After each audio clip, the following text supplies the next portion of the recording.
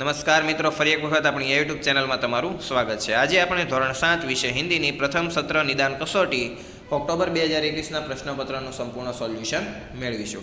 તે પહેલાં હજુ સુધી જો આપણે આ ચેનલ સબસ્ક્રાઇબ ન કરી હોય તો અત્યારે જ કરી લો તથા તમારા મિત્રોને પણ સોલ્યુશન મળી રહે તે માટે તેઓને પણ આ વિડીયો શેર કરો। ચાલો મિત્રો જોઈએ ધોરણ 7 વિષય हिंदी। સૌપ્રથમ પ્રશ્ન પૂછાયેલો છે પ્રશ્ન 1, निम्नलिखित प्रत्येक प्रश्न के उत्तर दिए गए विकल्पों में से लिखिए। पहलू છે कैसी हवा मस्ती धोकर लाती है, तो जवाब आवશે ए ठंडी। बीजू है चोरों ने चोरी का माल सामान कहाँ गाड़ा था, तो जवाब आवશે सी जंगल में। त्रीजू है खाली जगह की टेर सबको प्यारी लगती है, तो जवाब आवશે ए पपी है। चौथुं है कबीर किसे बुरा बताते हैं, तो जवाब आवશે डी लालच। आगे जो प्रश्न 2, प्रश्नों के उत्तर एक एक वाक्य में लिखिए। पहलू है सभी नदियाँ कब एक होती है, तो सभी नदियाँ जब सागर से मिलती है तब एक होती है।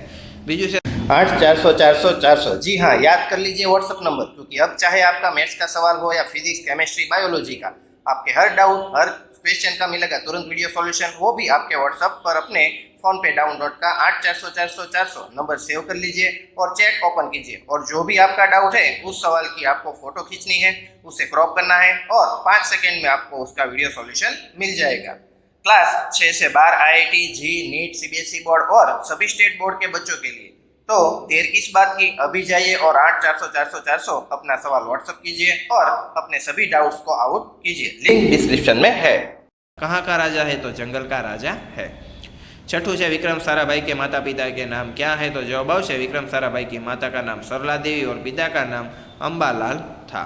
आगे है प्रश्न 3, निम्नलिखित शब्दों के विरुद्धार्थी शब्द लिखिए। अच्छा तो तेनु थशे बुरा, ज्यादा तो तेनु विरोधी थशे कम, कठिन नो विरोधी सरल, सुबह का विरोधी शाम, निर्दोष का विरोधी आवशे गुण। त्यारबाद मित्रों से समानार्थी प्रश्नों, खुशी तो आनंद, मुस्कान तो हंसना, पंथ तो रास्ता, बहुत तो ज्यादा और खुशबू तो सुगंध।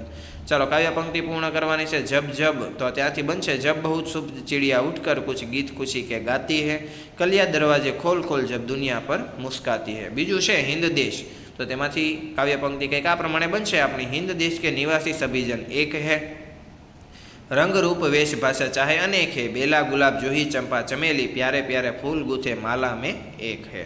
आगे जो प्रश्न है निम्नलिखित प्रश्नों के उत्तर लिखिए।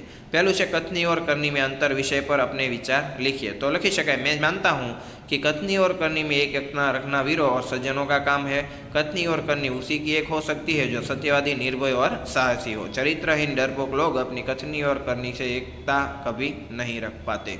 बीजो सवाल है, तुम सुबह में उठकर क्या क्या देखते हो, तो जवाब आवशे मैं सुबह में उठकर देखता हूँ कि पूर्व दिशा में सूर्योदय हो रहा है, चिड़िया चहचहा रही है, कलियाँ खेल रही है, लोग अपने अपने काम में लग रहे हैं, पाठशाला जाने वाले विद्यार्थी घर से निकल पड़े हैं, दूध वाला घर घर दूध और अखबार वाला घर घर अखबार पहुंचा रहा है।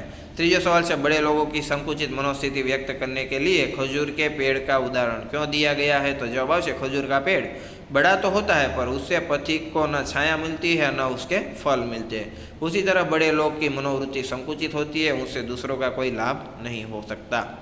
चौथुं है हिंदवासियों में कैसी विविधताएं हैं, तो जवाब आवशे हिंदवासी अलग अलग रंग और रूप के हैं, उनके पहनावे अलग अलग है, वे अलग अलग भाषा बोलते हैं, वे अलग अलग धर्मों को मानते हैं। इस प्रकार हिंदवासियों में अनेक प्रकार की विविधताएं हैं। त्यारबाद से कुत्ते को वफादार प्राणी क्यों कहा गया है, तो जवाब आवशे कुत्ता अपने मालिक के घर का भरोसेमंद चौकीदार है। कुत्ते के कारण चोर मालिक के घर में घुसने की हिम्मत नहीं करते।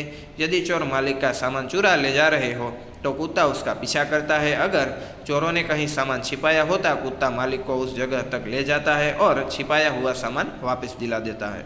मालिक के लिए कुत्ता अपना जीवन तक कुर्बान कर देता है। अपने इन्हीं गुणों के कारण कुत्ते को वफादार प्राणी कहा गया है। छठू है नदियों से हमें क्या संदेश मिलता है, तो जवाब आवशे हमारे देश में अनेक नदियाँ हैं, उनके उद्गम स्थान अलग अलग है, वे अलग अलग मार्गों से बहती है लेकिन अंत में वे सागर में मिलकर एक हो जाती है। इन नदियों से हमें यह संदेश मिलता है कि जैसे नदियाँ अलग अलग होकर भी एक हो जाती है, उसी तरह हम भारतवासी अलग अलग होने पर भी एक होकर रहेंगे। आगे से प्रश्न था निम्नलिखित परिच्छेद का मातृभाषा में अनुवाद करिए। अहीं आपने हिंदी में एक फकरो आपेलो है, तेनुं आपणे गुजरातीमां भाषांतर करवानुं छे। तो तेनुं भाषांतर कंईक आ प्रमाणे थशे। तेओ फक्त उच्च कोटिना वैज्ञानिको ज न हता, परंतु काममां व्यस्त रहेवा छतां कला, शिक्षण तथा समाजने माटे पूरतो समय काढी लेता हता। તેમના જ પ્રયત્નોને લીધે અમદાવાદમાં લોક વિજ્ઞાન કેન્દ્ર અને નહેરુ વિકાસ સંસ્થાની સ્થાપના થઈ।